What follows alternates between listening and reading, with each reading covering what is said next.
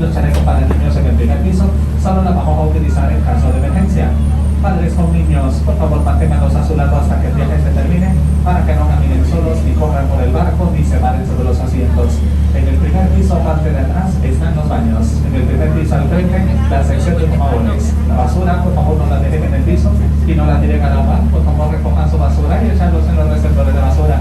Todas las sillas del segundo piso deben permanecer en la misma fila, dirección y posición como al principio, así que por favor no muevan las sillas. Finalmente, por favor, no se paren en las escaleras y al lado de las escaleras en ningún momento del viaje. Aparte de eso, pueden relajarse, así que disfruten de este viaje de 1 hora y 30 días que se llama Millionaire's Round o Fila Millonaria, donde repetiré las palabras millón y Miami un montón de veces. En fin, es un viaje de la historia de Miami y Miami Beach y una que otra cosa. Vamos a comenzar. Let's get started. On your left, this is where the first port and harbor of Miami used to be in the early 1900s. It was a really small port for really small ships. And now we have a white circular building, the American Airlines Arena. Our local basketball team, the Miami Heat, play here. In fact, this building opened on December 31st, 1999. The Heat have won 3 NBA championships in this building in 2006, 2012, 2013, and 2020. No? I don't know, I watch SpongeBob. Anyways, not just limited to sporting events, also concerts, conventions, conferences, and award shows have been held here. A la izquierda, aquí en 1900, aquí estaba el primer puerto de la ciudad, un puerto muy chico, solo para barcos pequeños. Ahora hay un edificio circular blanco, el Coliseo Amauta, no es ese Perú, digo el American Airlines Arena, donde hacen la harina para hacer tortillas, American Airlines Arena. Día de inauguración, 31 de diciembre de 1999. Aquí juega nuestro equipo de baloncesto local, los Miami Heat, y han ganado 3 campeonatos de baloncesto de la NBA en el 2006, 2012, 2013. Bueno, no ganamos el 2020, no importa, pero no solo se limita a eventos deportivos, también conciertos, convenciones, conferencias y entregas de premios se realizan aquí. On your right, on Watson Island, we have a couple of attractions. The little white building with the seaplane, that's the Miami Seaplane Base. The multicolored building, that's the Miami Children's Museum. And right here we have the Island Gardens Marina. At the marina, there's a big white mega yacht called Fountainhead, $130 million. The owner is Eddie Lampert, the CEO of Sears. Tenemos algunas atracciones, el edificio blanco pequeño en la orilla, la avioneta acuática, claro, es la base de las avionetas acuáticas de Miami. El edificio multicolor es el Museo Infantil de Miami. Y aquí está la marina de Island Gardens. En la marina hay un mega yate blanco, se llama Fountainhead, $130 millones. El dueño es Eddie Lampert, el director ejecutivo de la tienda Sears. And speaking of museums, on your left, at Maurice Ferrey Park, we have 2 more museums. The gray building is the Jorge Perez Modern Art Museum, and the white building is the Philip Frost Science Museum. A la izquierda tenemos 2 museos más en el Parque Maurice Ferrey. El edificio gris es el Museo de Arte Moderno Jorge Pérez y el edificio blanco es el Museo Infantil de Miami. Also on your left we have 5 tall modern buildings. They're from the 2000s and 2010s right here on Biscayne Boulevard. The building I want to point out is the one in the middle, the green one called 1000 Museum. It was completed 2 years ago and designed by a local architect, the late Zaha Hadid. In the same building, soccer player David Beckham has a condominium. También a la izquierda, en la Biscayne Boulevard hay 5 edificios altos y modernos. Pero les quiero mostrar el edificio en medio. Se llama 1000 Museum. Fue diseñado por una arquitecta local, Zaha Hadid, ya fallecida. Y en el mismo edificio, el futbolista David Beckham tiene un condominio. Speaking of architects, these 2 gray buildings on your left were built in 2006 and designed by an Argentinian architect, the late Cesar Belli. This is the Adrian Arch Performing Arts Center. The 2 theaters are the James L. White Concert Hall and the Dolores and San Francisco Opera House. They are home to the Miami Symphony Orchestra, Florida Grand Opera, and the Miami City Ballet. Y hablando de arquitectura, aquí atrás estos 2 edificios grises construidos en el 2006 y diseñados por un arquitecto argentino, el fallecido Cesar Belli. Este es el Centro de Bellas Artes Adrian Arch. Los 2 teatros son la Sala de Conciertos James L. White y la Casa de Ópera Dolores de San Francisco. Son casa de la Orquesta Sinfónica de Miami, Florida Grand Opera y el Ballet de la Ciudad de Miami. So you might have noticed if you look around, you don't see a long bridge, a 2-mile bridge connecting you from the mainland to the peninsula over Miami beaches, right?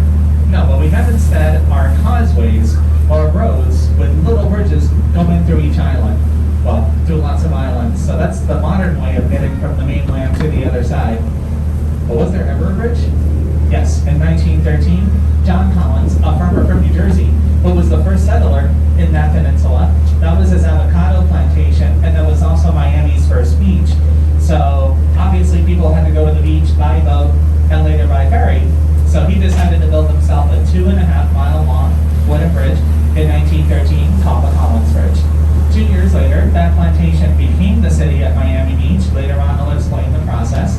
And as part of the deal, here in Biscayne Bay, some islands were built, all made out of dirt, rocks, sand, and ocean floor dredging to make the bay pretty. And that's how the whole concept of the causeway came up. So they built the MacArthur Causeway here on your right in 1920. Good thing they built it, because in 1926, a hurricane destroyed the bridge, but not the causeway. This one just suffered minor damages. Ever since then, no more long bridges have been built here in the bay, just causeways, which turned out to be safer. Bueno, si miran a su alrededor, no van a ver ningún puente largo de 2 millas que los va a unir de tierra firme con la península donde está Miami Beach. No, ya no. Lo que tenemos son causeways, que quiere decir alguien que cruza varias islas conectadas por pequeños puentes. ¿Y por qué nunca hubo un puente? Sí hubo uno. En 1913, John Collins, un granjero de New Jersey, que fue el primer habitante de esa península, ahí él tenía su plantación de aguacates, y esa también fue la primera playa de los miamenses. Claro, había que ir a la playa por barco y luego por ferry, hasta que él construyó este puente de 2,5 millas de largo, hecho de madera, llamado el Puente Collins. 2 años después, esta plantación se convirtió en la ciudad de Miami Beach, lo cual les explicaré el proceso. Y como parte del trato, aquí en la bahía de Biscayne se construyeron islas, todas hechas de arena, tierra, piedras y arena del suelo del mar. De ahí surgió el concepto del causeway y se construyó el MacArthur Causeway, aquí a la derecha, cruzando la isla Watson. Qué bien que lo hicieron, porque en 1926 un huracán destruyó el puente Collins, pero no el MacArthur Causeway. Este sobrevivió solo con daños menores. Desde entonces no se ha vuelto a construir más puentes largos en la bahía, solamente causeways que resultaron ser más seguros. Now on your right at Watson Island, we have 2 more attractions. First, a zoo called Jungle Island, famous for its jungle decor and for being home to some of the world's most rare and exotic wildlife and jungle animals. Here you can find monkeys, parrots, turtles, iguanas, lizards, alligators, lemurs, flamingos, and much more. And next door is the Watson Island Yacht Club. A la derecha en la isla Watson tenemos 2 atracciones más. Primero, un zoológico llamado Jungle Island, famoso por su decorado de jungla y por ser casa a muchos de los animales más raros y exóticos del mundo. Aquí pueden encontrar loros, monos, tortugas, sapos, iguanas, flamencos, lagartos y otros animales. Y al lado está el club de yates de la isla. Alright, ladies and gentlemen, we have a special treat for all of you. Who wants to win some prizes? Great. Who wants to go on a vacation? Yes, I know you're all on vacation right now. That is exactly why we're going to do a raffle. You might win another one, maybe a cruise, a flight, or other prizes. Here we have our representative from Holidays Network Group. He will pass out forms to all the passengers older than 21 that would like to participate. Once you receive it, you must fill it out completely and hand it over to him when you're done. Later during the trip, we'll announce the lucky winners of today's raffle. So go ahead, it's free to participate. Tenemos una sorpresa para todos ustedes. ¿Quién quiere ganarse premios? Bien, ¿quién quiere salir de vacaciones? Ah, pero ya están de vacaciones, por eso vamos a hacer una rifa. Puede ser que se ganen otra.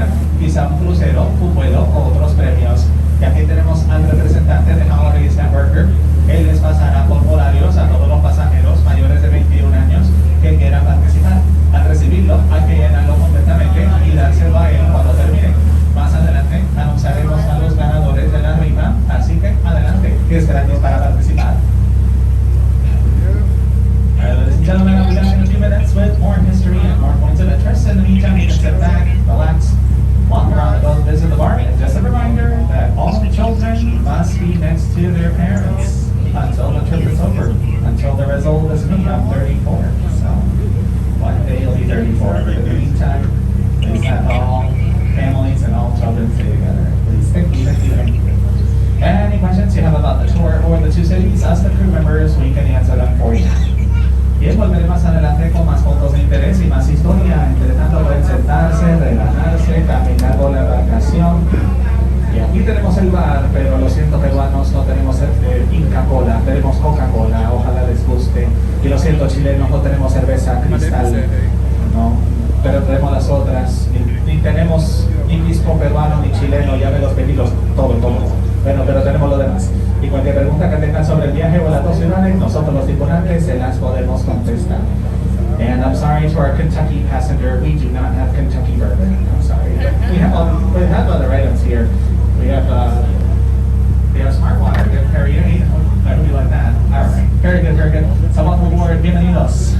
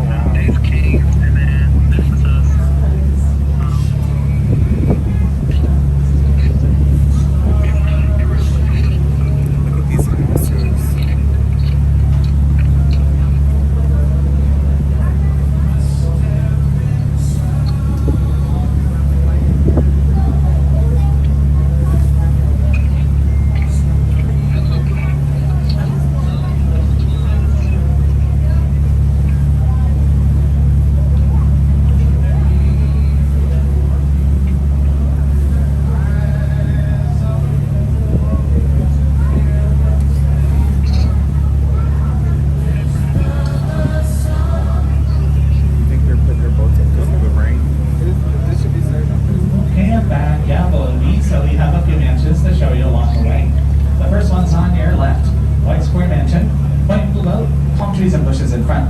It belongs to a Mexican singer here in the USA. She's kind of a one-hit wonder. She's known for her 2002 song, Don't Say Goodbye. Her name is Paulina Rubio. Tendremos la primera mansión del paseo a la izquierda. Mansión blanca cuadrada con el barco azul y blanco. Le pertenece a la cantante mexicana Paulina Rubio.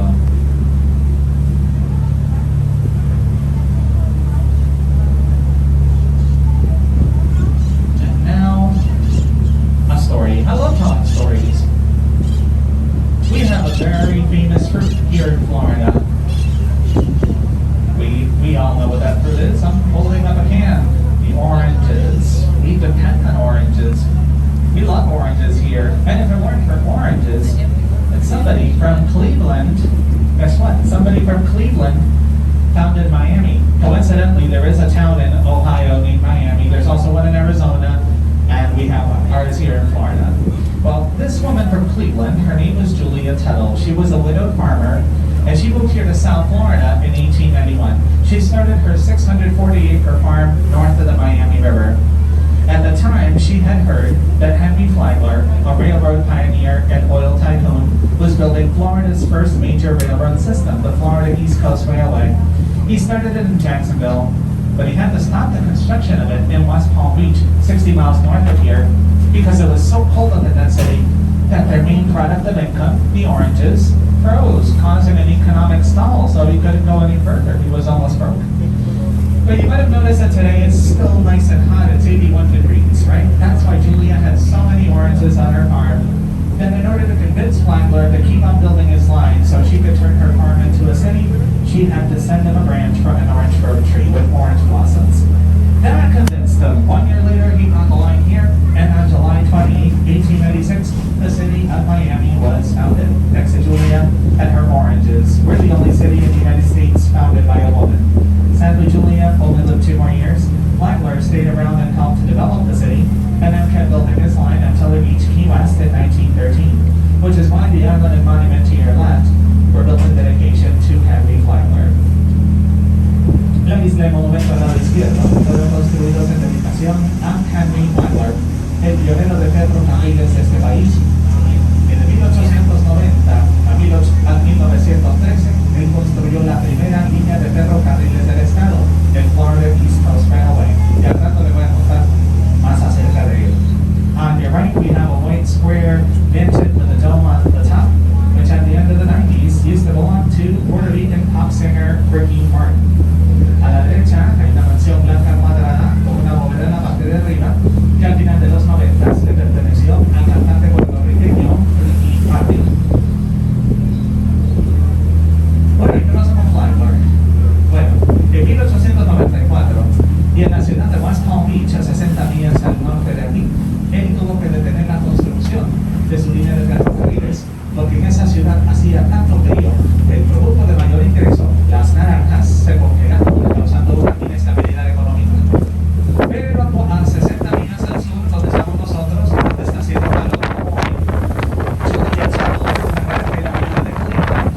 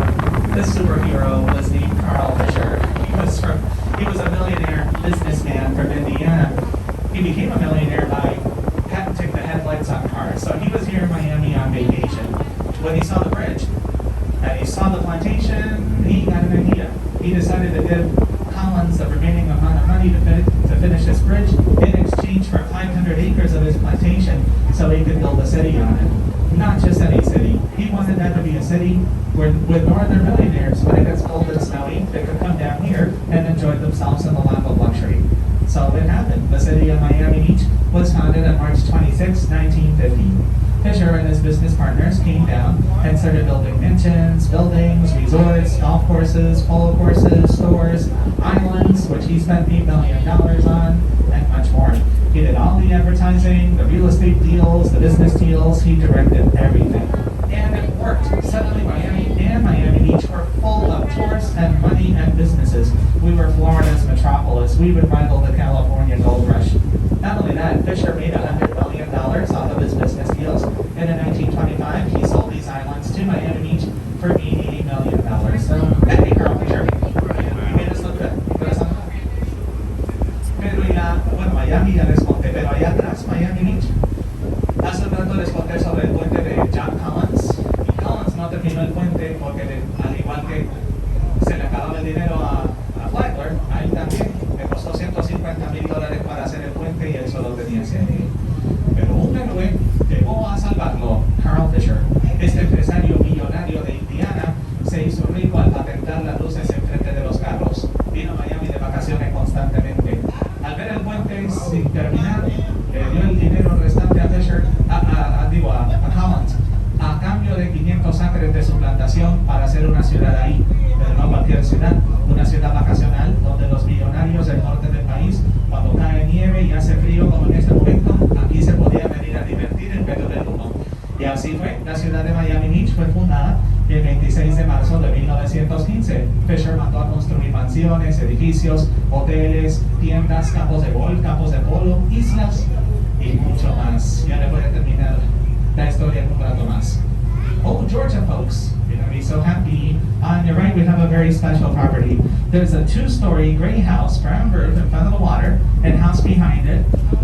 One person lived here who got to live in Georgia for a year. We're talking about mafia manager Al Capone.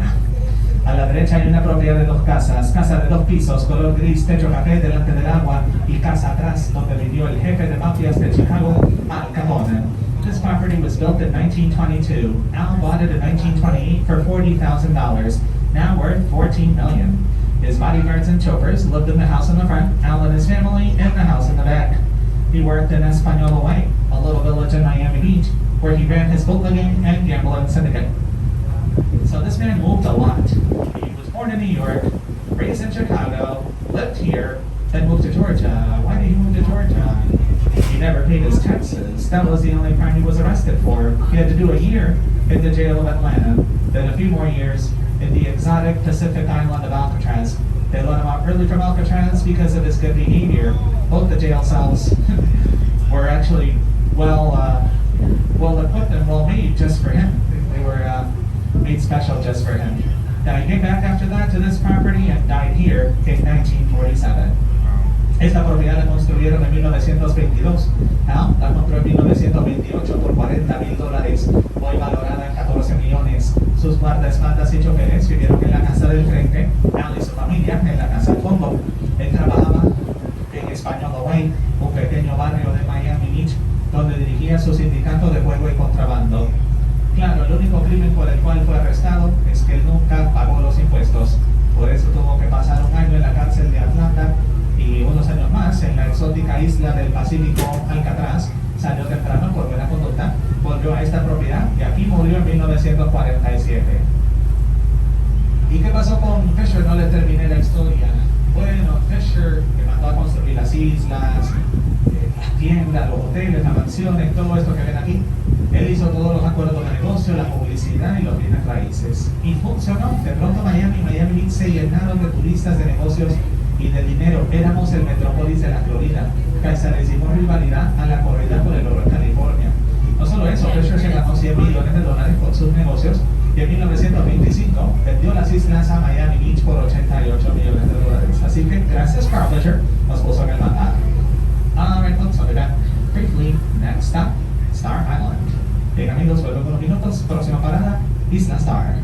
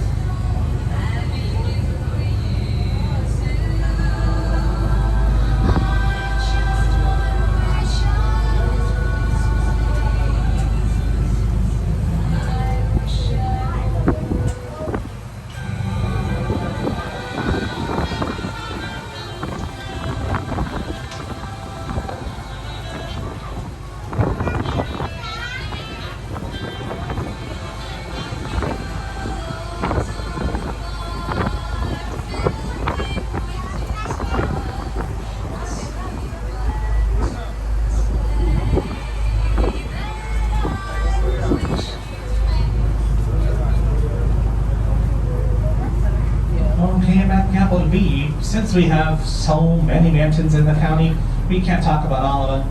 Then I'll pick out a few mansions from this island, Star Island, built in 1921. Como hay tantas mansiones en el condado Miami-Dade, no podemos hablar de todas, pues le voy a escoger algunas de las mansiones de la isla de Chiloé. No, esa es en Chile, digo la isla Star, construida en 1921. We'll start right away with the mansion. You can't actually see the mansion because it's very well hidden. You can only see the dock and the multicolored chairs. This is one of two properties on Star Island, owned by Miami's most famous singer and couple, Cubans Gloria and Emilio Estefan. This mansion used to be Gloria's mother's mansion. It's up for sale. Comenzamos con una mansión que está muy escondida. Solo se puede ver el muelle y las sillas de diferentes colores. Esta es una de dos propiedades en esta isla que le pertenecen a la cantante y pareja más famosa de la ciudad, los cubanos Gloria y Emilio Estefan. Esa era la mansión de la madre de Gloria, que está a la venta. The mansion covered by trees, $31 million. The previous owner, the former president of Sony Music, Tommy Mottola, sold the mansion in the 2000s to the president of Bad Boy Records, rapper and producer Sean Combs, or Puff Daddy, or P. Diddy, or Diddy, or whatever his name is now. La próxima mansión tapada por bateas, 31 millones. En los 2000, el expresidente de la disquera Sony, Tommy Mottola, le vendió la mansión al presidente de la disquera Bad Boy Records, el rapero Sean Combs. The next mansion, 7 years old, belongs to John Forte, president of the real estate company Forte Properties. La próxima mansión le pertenece a John Forte, presidente de la compañía de bienes raíces Forte Properties. The next mansion belongs to Stuart Miller. La próxima mansión le pertenece a Stuart Miller. And the next mansion belongs to Stuart Miller. Y la próxima mansión le pertenece a Stuart Miller. And the next mansion belongs to Stuart Miller. Y la próxima mansión le pertenece a Stuart Miller. And the next mansion does not belong to Stuart Miller, it belongs to Lourdes Sangenis. Y la próxima mansión no es de Stuart Miller, sino que de Lourdes Sangenis. Anyway, who's Stuart Miller? He is the CEO of Lennar Corporation, a major construction company based here in Miami. His net worth this year is around $1.5 billion. Anyway, one mansion is his, the other two are under his name, but his family members live in those mansions. ¿Quién es Stuart Miller? Es el director ejecutivo de la compañía de construcción, la corporación Lennar, que está basada aquí en Miami. Sus ingresos de este año alrededor de 1.5 mil millones de dólares. Ahora, una mansión es de él, las otras dos están a su nombre, pero ahí viven sus parientes. Larga historia, casi la isla de su familia. Now, who's the biggest property owner on this island? Ken Griffin. He's the president of the Citadel Company, the Citadel Group. Anyway, he bought these two empty lots this year for $37 million. But he also bought two other lots on this island. So in total, he paid $97 million on this island. And how much is he worth? $15 billion. Bueno, pero ¿quién es el propietario principal de la isla? Ken Griffin, el dueño de el presidente de una compañía bancaria llamada el Grupo Citadel. Él compró estos dos terrenos este año por $37 millones y dos terrenos más y una mansión. Así que en total él pagó $97 millones en esta isla. Y claro, sus ingresos son alrededor de 15 mil millones, así que esto es fácil para él. The mansion with two kayaks was purchased this year for $32 million by Jennifer Lopez and Alex Rodriguez. La mansión con los dos cayucos fue comprada este año por 32 millones por Jennifer Lopez y Alex Rodriguez. This yellow mansion up for sale, $30 million, used to belong to Carlos Casolan, a Mexican hotel architect. La mansión a la venta por 30 millones era de Carlos Casolan, un arquitecto de origen mexicano. The square mansion, 3 years old, belongs to George Loneman, an entrepreneur, art collector, and founder of the cell phone company Metro Mobile, which now belongs to Verizon.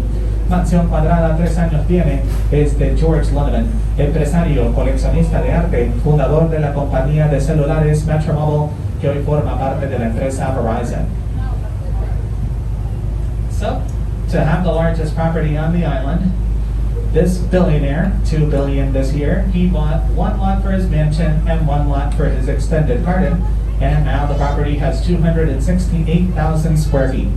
As for the mansion, the largest one on the island, 37,000 square feet, built in 4 years, finished in 2001, $58 million. This is my house. If anybody wants to come over to my house and play video games, come on over. You can play Donkey Kong, Super Mario, Pac-Man, Fortnite, Minecraft, GTA. I can get some KFC for a Kentucky passenger who probably heard that joke way too many times. No, the mansion is not mine. It belongs to Dr. Phil. No, not the one from the TV. He lives in Los Angeles. But he is a doctor and his first name is Phil. Dr. Philip Frost and Patricia Frost. Name sounds familiar. Of course, a few minutes ago we saw the Philip Frost Science Museum. Anyway, Dr. Frost is a dermatologist and businessman, former president of OPCO Pharmaceuticals. He has also been president of Teva and Key Pharmaceuticals. Y claro, para tener la propiedad más grande de la isla, este billonario, 2,000 millones este año, compró un terreno para su mansión y un terreno para su jardín extendido, y ahora la propiedad tiene 268,000 pies cuadrados. Y la mansión de 37,000 pies cuadrados y $58 millones fue construida en 4 años, terminada en el 2001. Esta es mi casa. Cuando quieran venir a mi casa, yo soy chef, sí, se causa, ceviche, ¿cómo se llama? Salteado, lomo salteado. Lomo saltado, bien. Sí, para todo, pero la mansión, sí, y vamos a tener una pollada después, pero la mansión no es mía, le pertenece al doctor Philip Frost y Patricia Frost. El doctor Frost es dermatólogo y empresario, era presidente de la compañía farmacéutica OPCO. También ha sido presidente de las compañías farmacéuticas Teva y Key. This is one of 3 mansions built by Carl Fisher on Star Island that still remain on the island. He built this one in 1923. This was Miami's first yacht club. Now it belongs to Marco Iaconelli, the owner of Raleigh Manufacturing, an auto accessory company. Sale price, $30 million, around there. But if you buy it today, you get $1 off. Esta es una de 3 mansiones hechas por Carl Fisher que aún permanece en la isla. La hizo en 1923, fue el primer club de yates de la bahía. Marco Iaconelli es el dueño de la mansión, que es también dueño de la compañía de accesorios para carros Raleigh Manufacturing. La mansión está a la venta alrededor de 32 millones, pero si la compran hoy, le dan $1 de descuento. These 2 mansions belong to Stuart Miller. In fact, he bought the 1931 mansion that later became the yacht club for $7 million a few years ago to save it from demolition. However, he had the mansion lifted up and moved from the right side of the property over to the left, so they could build this new mansion designed by Todd Michael Glaser in its place. The mansion was built in 3 years and finished last year. Mr. Miller this year sold his property for $15 million to the Hopa Dropa Trust Company. Estas 2 mansiones son de Stuart Miller. Es más, él compró la mansión de 1931, que también sirvió como club de yates, por $7 millones para salvarla de la demolición. Sin embargo, pidió que levantara la mansión y la movieran del lado derecho de la propiedad al lado izquierdo, para así construir su nueva casa, diseñada por Todd Michael Glaser, en su lugar. La mansión la construyeron en 3 años y el año pasado la terminaron. Este año el señor Miller vendió su propiedad por $50 millones a una firma de contabilidad llamada the Hopa Dropa Trust. Anybody have any ideas of what they should build in this lot? ¿Alguien tiene ideas de lo que deben construir en este terreno? Well, besides a trailer park, cerca de trailers, a gas station, una gasolinera, a bank, un banco, a Kmart, And all these. a Dunkin' Donuts. Oh, I just made our Seattle passengers unhappy. I said Dunkin'. I'm sorry. Dunkin' Donuts, bien sorry. Okay, Red Mansion, second largest on this island. In 2009, former basketball player and former Heat player Shaquille O'Neal, he sold his mansion for $16 million, although the asking price was $35 million, to Russian billionaire Vladislav Doronin, president of Aman Hotels in Russia. Mansión Roja, segunda más grande de la isla. En el 2009, el exjugador de baloncesto y exjugador de los Heat, Shaquille O'Neal, le vendió la mansión al billonario ruso Vladislav Doronin, presidente de la compañía de hoteles Aman en su país. El señor O'Neal le vendió la mansión a Doronin por 16 millones, aunque el precio original era 35 millones. Now, this is the newest mansion on this island, finished in February. It belongs to John Chincheski, a photographer. The strange thing is that he had the 1924 mansion that was right here, lifted up and moved back so they could build this one. Why did they only move the old mansions? Esta mansión, la más nueva de la isla, fue terminada este año, en febrero, que pertenece a John Chincheski, un fotógrafo. Lo raro es que él pidió que levantaran la mansión de 1924 que estaba aquí y la movieran hacia atrás para que construyeran esta. ¿Por qué solo mueven las mansiones viejas? The mansion with the gazebo was purchased this year for $20 million by Lauren Sachlet. He's a private equity investor and one of the managing partners at Riverside Microcap Funding Company. Esta mansión con gazebo fue comprada este año por $20 millones por el señor Lauren Sachlet, que es uno de los manejadores de una compañía bancaria llamada Riverside Microcap Company. Speaking of investors, the next mansion, 5 years old, is also owned by real estate investors Wendy and Wayne Hallman. Y hablando de inversionistas, los dueños de la próxima mansión, una mansión de 5 años, también son inversionistas, Wendy y Wayne Hallman. The Brown Mansion was purchased in 1973 for $17 million by Joan and Gerald Robbins. The Robbins family is dedicated to the preservation of historical buildings here in the county. La Mansión Café fue comprada en 1973 por $17 millones por Joan y Gerald Robbins. La familia Robbins está dedicados a la preserva de edificios históricos aquí en el condado. Speaking of real estate investors, Ron Jacobson, a real estate investor, bought the mansion with the 2 signs this year for $12 million. Otro inversionista de bienes raíces, Ron Jacobson, compró la mansión con los 2 letreros delante, lo compró este año por $12 millones. We'll skip this mansion and jump to the square one, which back in the 90s used to belong to a singer, model, and TV show host from Brazil who sings music for kids. Her name is Maria da Graça Meneghel, better known as Xuxa. Saltamos a la mansión cuadrada beige que en los 90s le perteneció a una cantante, modelo y presentadora de televisión brasileña que canta música infantil. Su nombre Maria da Graça Meneghel, su nombre artístico Xuxa. The other property that the Estefans have on this island is the next one. They purchased it in 1986 for $600,000 and built 3 mansions on it. This came after a year where their pop group Miami Sound Machine, they wanted to go crossover. So Kiko Garcia wrote a song called Conga. Emilio took that song to a bunch of record labels. They all turned them down, except for CBS Records. They recorded their album Primitive Love, and this song and that album became a huge hit all over the world. They became international superstars, and there's a result.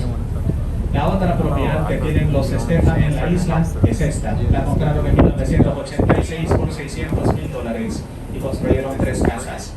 Pues el año antes, en su grupo, Miami Sound Machine, querían hacer el crossover, pasar del mercado hispano al mercado mundial cantando en inglés. Kiko García les escribió una canción llamada Conga. Emilio llevó ese cassette a un montón de disqueras, todas se la rechazaron, menos CBS Records, que le grabó el álbum Primitive Love. Vendieron millones de discos y ahí está el resultado y se convirtieron en estrellas internacionales. This Brown Mansion, built by Carl Fisher, belongs to Turkish entrepreneur Engin Jessel. He's the founder of the contact lens company, Lens Express, now called 1-800-CONTACTS. Esta mansión café, también hecha por Carl Fisher, es de Engin Jessel, empresario turco, fundador de la compañía de lentes de contacto Lens Express, hoy llamado 1-800-CONTACTS. This white 5-year-old $40 million mansion belongs to Lisa and Leonard Hodgson. Lisa appeared in the reality series Real Housewives of Miami, and Leonard is a plastic surgeon.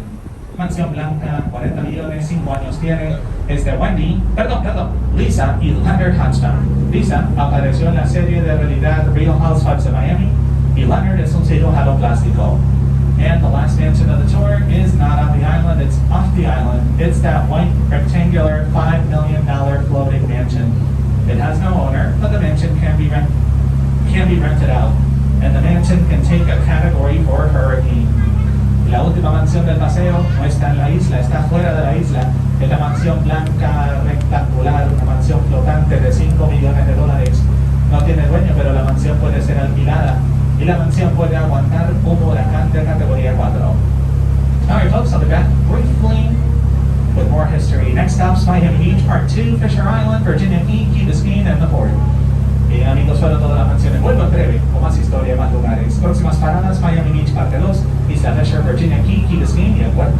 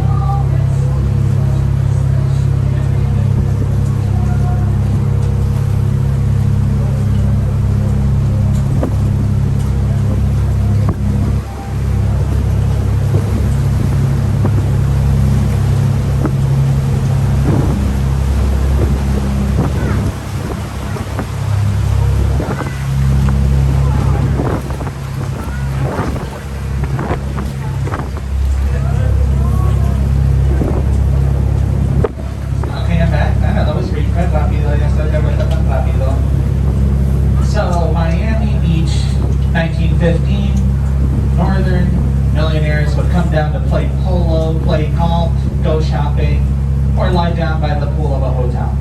2020, this is what the city looks like. And you don't have to be rich to enjoy it. You can be of any age, lifestyle, or budget. The nickname of this city, America's Playground, famous for its beach, restaurants, bars, nightclubs, clothing shops, fancy cars, photographers, models, the unique architecture, and everything you see here. For example, the architecture, isn't it neat? Miami Beach stands out for having the largest collection in the world of Art Deco buildings. The original ones are on Ocean Drive, and they date back to the 1930s. This is also one of the fashion meccas of the world. Top designers have their shops, fashion shows, and photo shoots in the city. This white mega yacht, the Milan 4, $70 million. The owner is Mickey Harrison, the owner of the Miami Heat. El mega yacht de blanco a la izquierda, el Milan 4, $70 millones. El dueño es Mickey Harrison, el dueño de los Miami Heat. Any attractions for the whole family here, Miami Beach? Sure, I'll name a few. The beach, South Point Park, Loomis Park, Ocean Drive, Johnny Versace Mansion, Espanola Way, Lincoln Road, Bal Harbor Shops, Fountain Blue Hotel, and CVS Pharmacy. That always the Which one? Miami There's like Beach kind of boat. the one on Ocean Drive. It was a hotel built in Huh? 1939 where they filmed Yes. the shootout scene from the movie Scarface. Now it's a CVS. Los de Perú, de julio, pueden ir a la playa de... No, perdón, ahora mismo que están en verano pueden ir a la playa de Chorrillos. Y los chilenos ahora mismo pueden ir a Viña y a Valparaíso y a la cerca. Pero en julio, cuando no pueden ir ni a Chorrillos ni a Valparaíso, ¿a cuánto llaman ustedes que son sudamericanos? Anda, discutiendo Miami Beach, por supuesto. Y lo mejor es que hoy, no como los primeros años que los millonarios venían acá a jugar golf, polo, acostarse al lado de una piscina o ir de compras. 2020 uno puede tener cualquier edad, estilo de vida o presupuesto.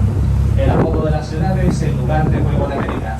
Famoso por su playa, restaurantes, bares, hoteles, tiendas de ropa, carros deportivos, fotógrafos, modelos, la arquitectura única y todo lo que ven aquí. Por ejemplo, la arquitectura, qué bonito, ¿no? Miami Beach se destaca por tener la colección más grande del mundo de edificios Art Deco o arte decorativo.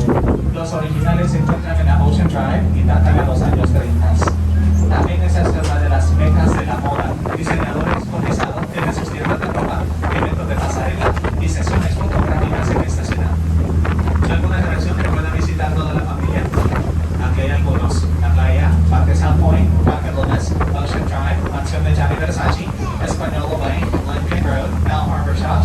el Hotel Campo y la farmacia CVS o CVS, pero cuando ella hace como 10, el que está en el Ocean Drive, era un hotel construido en 1939, donde filmaron la escena de la matanza en la película Scarface, y ahora es un CVS, una farmacia. Y un señor vendió su farmacia porque no tenía remedio. What happened here on your left? Well, in 1905, the U.S. Army Corps of Engineers took up 700 feet of the land and made this channel called Carolina. That way, the boats from the first port didn't have to go around the peninsula anymore, but rather had a straight entrance and exit. ¿Qué pasó aquí en el siguiente? En 1905, los ingenieros del ejército sacaron 700 pies de la tierra e hicieron ese canal llamado Carolina. Y así los barcos del primer puerto ya no tenían que ir alrededor de la península, sino que tuvieran que entrar a esa isla. This separation, of course, explains Fisher Island. Once separated, the new 28-acre island. And its first owner, David Horsey, Florida's first American billionaire. Carl Fisher bought the island in 1919. And in 1925, when Fisher sold all these islands to United Beach, he didn't sell just one. He gave it to his friends, the Vanderbilts, to the Central Railroad. And then they moved down from my state, Rhode Island, over to this island. Because Fisher gave them this island in exchange for their yacht. So they lived on the island until 1944. Their mansion still on the island. The next 40 years, this was the property of the Leafs. But in the 80s, after long negotiations, this became a prime community for the Monkey. They even made the island larger by adding 200 more acres. Today, Fisher Island is the most private island in the bay. So private, people have to get to this island, climb one of those ferries, or their own helicopter, or their own boat. Honest, residents and employees are a lot of the island. What's in the island? Police department, fire department, school, doctor, beach, marina, golf course, polo course, bank, hotel, store, spa, supermarket, restaurants, zip code, post office, mosquitoes, everything they need. So for $250,000, you could be a member of the club. As for your condominium, $3 million to $30 million. But one this is the most expensive zip code in the country. In 2010, the U.S. Census Bureau reported that this island had the highest income per capita annually in this country, Fisher Island. Esta separación de la tierra explica la isla Fisher. Separada la nueva isla de 20 acres tuvo su primer dueño, David Horsey, el primer millonario afroamericano de la actualidad. Carl Fisher encontró la isla en 1919 y ahí vivió hasta 1925. Cuando él vendió sus islas, esta no la vendió, se la regaló a sus amigos, los Vanderbilts, los dueños de la compañía de ferrocarriles centrales de Nueva York. Y ellos se mudaron desde mi estado natal, Rhode Island, hasta acá, porque Fisher les dio la isla a cambio de su yate. Vivieron en la isla hasta 1944, su mansión sigue en la isla. Los próximos 40 años esto era propiedad del gobierno sin uso. Y en los 80, tras largas negociaciones, esto se convirtió en un club privado para gente rica. Hasta agrandar la isla al añadirle 200 acres más. Hoy en día, la isla Fisher es la isla más privada de la bahía. Tan privada que hay que ir por uno de esos ferries, o su propio helicóptero, o su propio barco. Solo dejan entrar a los residentes, empleados o invitados. ¿Qué tiene la isla? Departamento policiaco, departamento de bomberos, doctor, escuela, playa, marina, campo de golf, campo de polo, banco, hotel, tienda, spa, supermercado, restaurantes, código postal, moscas, todo lo que necesitan. Solo hay que pagar $250,000 por la membresía, más 3 millones a 30 millones de dólares por su condominio. Con razón, este es el código postal más caro del país. En el 2010, el Consejo del Censo Nacional reportó que esta isla tuvo los ingresos por cápita anuales más altos del país. La isla Fisher. By the way, here's a list of celebrities that have owned or stolen a property on Fisher Island. Aquí te dice de famosos que han tenido en la isla Fisher. Oprah Winfrey, Sophia Loren, Boris Becker, Steffi Graham, Andre Agassi, Emerson Fittipaldi, Mel Brooks, Lily Pollman, Julia Roberts, Jeb Bush, Susanna Jimenez, and Terry Lewis. Speaking of billion-dollar things, these giant cranes on your right, they're called entry cranes. They were built in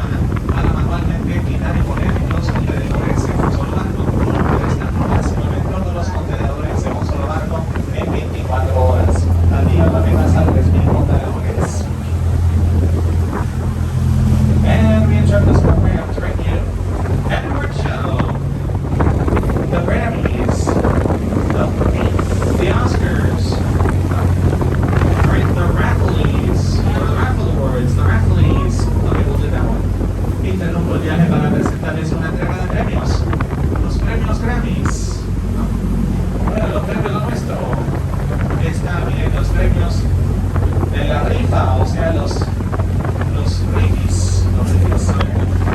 There goes to Premios para. Ay, qué bonito eso.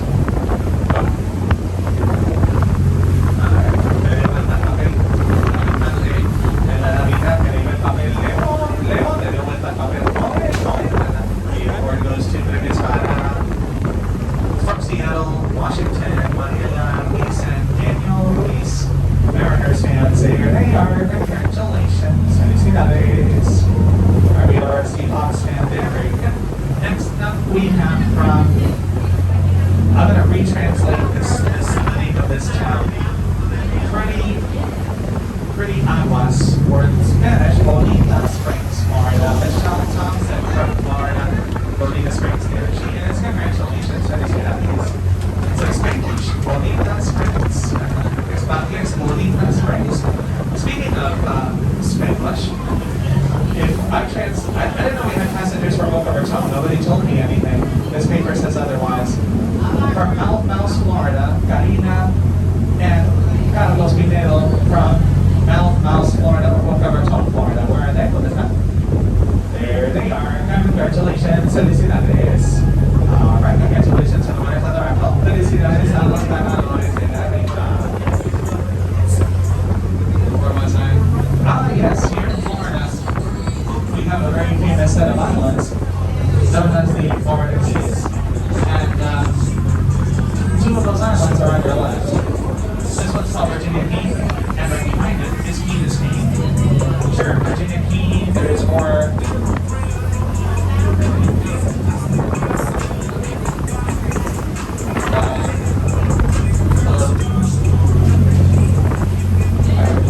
Where was I? Okay. We just need the music off, okay? Please have the music off. Thank you. Thank you for courtesy of our passengers.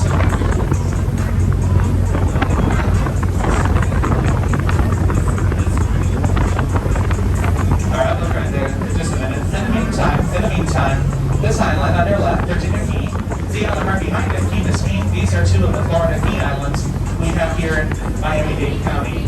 Now sure, this island has more trees and attractions. After all, it is a mostly protected island. The few attractions that they have are the Rusty Pelican Seafood Restaurant, the Miami Seaquarium, where they have exhibits of marine animals, and it is also home to a very famous tiki dolphin named Clifford. There's also two beaches on the island. In Key Biscayne, a residential island, there are two parks. Cannon Park, which is a great place to play tennis and golf, and Burbank State Park, where you'll find Florida's oldest standing structure, the Florida Lighthouse, built in 1825. En la Florida tenemos una famosa serie de islas conocidas como los Florida Keys o los Caños Floridianos. Y donde estas islas están al lado izquierdo. Esta se llama Virginia Key y detrás Key Biscayne. Claro, Virginia Key parece que tiene más árboles que atracciones, por ser una isla mayormente protegida. Así que las pocas atracciones que tienen son el restaurante de mariscos, Rusty Pelican, el Miami Seaquarium, donde tienen exhibiciones de animales marinos, y por casa el famoso delfín de la televisión Clifford, y hay dos playas en la isla también. Y en Key Biscayne, una isla residencial, hay dos parques. El parque Granite, que es un buen lugar para jugar tenis y golf, y el parque estatal de Bags, donde se encuentra la estructura más antigua de la Florida, el Faro King, Florida, construido en 1825. Alright, let's be back in a few minutes with the last points of interest of our tour. Next stop, downtown Amberville. Muy bien amigos, volveremos unos minutos con los últimos puntos de interés del paseo. Próxima parada, downtown Amberville.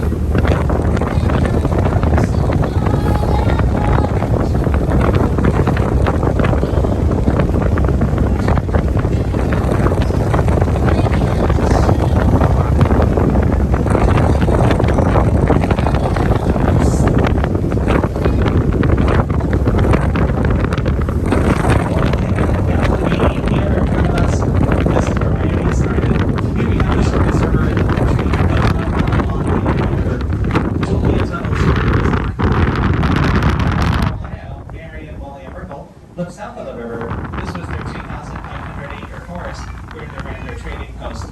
So when Julia founded Miami in 1896, the Brickles gave their land to her. They tore down all the trees and built mansions. So that was the first rich neighborhood here in Miami, and they called it Millionaires Row. That's where the whole Millionaires Row concept began.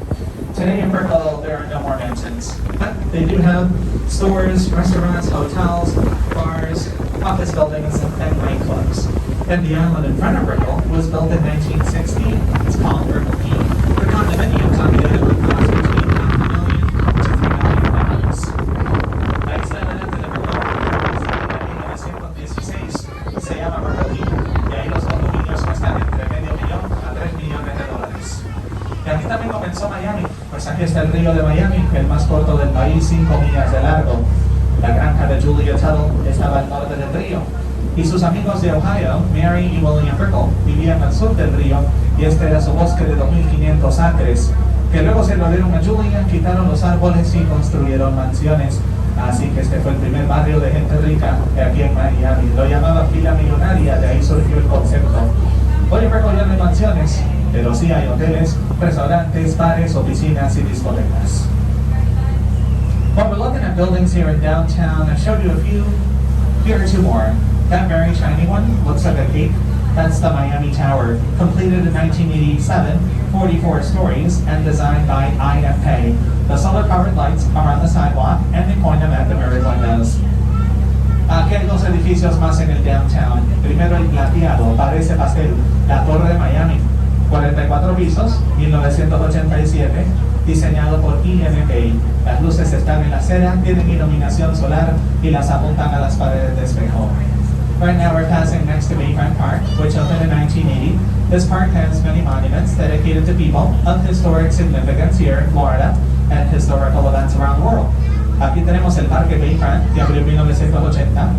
Este parque tiene muchos monumentos dedicados a personas de significancia histórica en la Florida y eventos históricos alrededor del mundo.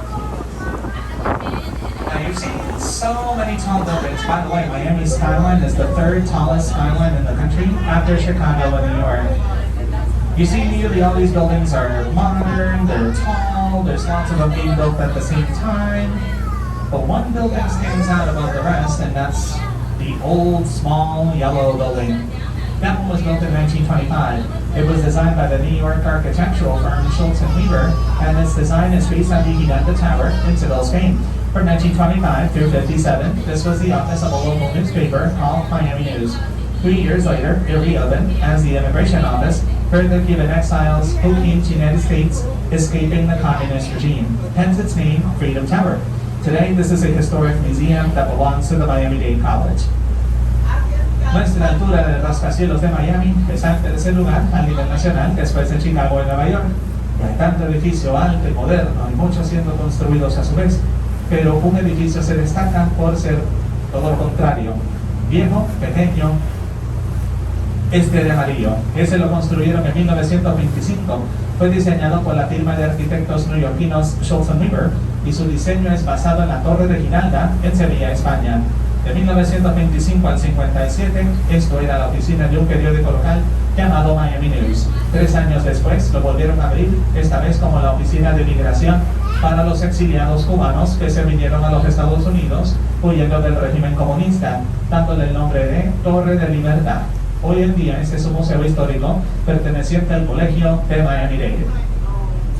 And this concludes our history trip. On behalf of Captain Albert, he's from Ohio too, he's from Cincinnati. Our bartender Lunas, he's from Haiti. And myself, your historian and narrator, Jorge from Rhode Island. We'd like to thank the passengers that came from, let me see if I remember, from Georgia on my mind, from Bonita Springs, Florida, from Boca Raton, Florida, a Peruvian background, from Chile, from Cleveland, from Seattle. I forgot one group. Please remind me. Everybody? Kentucky. Oh, yes, of course. Our friend from Kentucky. We have Birmingham. Birmingham, Alabama. Thank you. Everybody. We'd like to thank you all for coming on our boat, the ML Miami Lady, this Christmas Eve.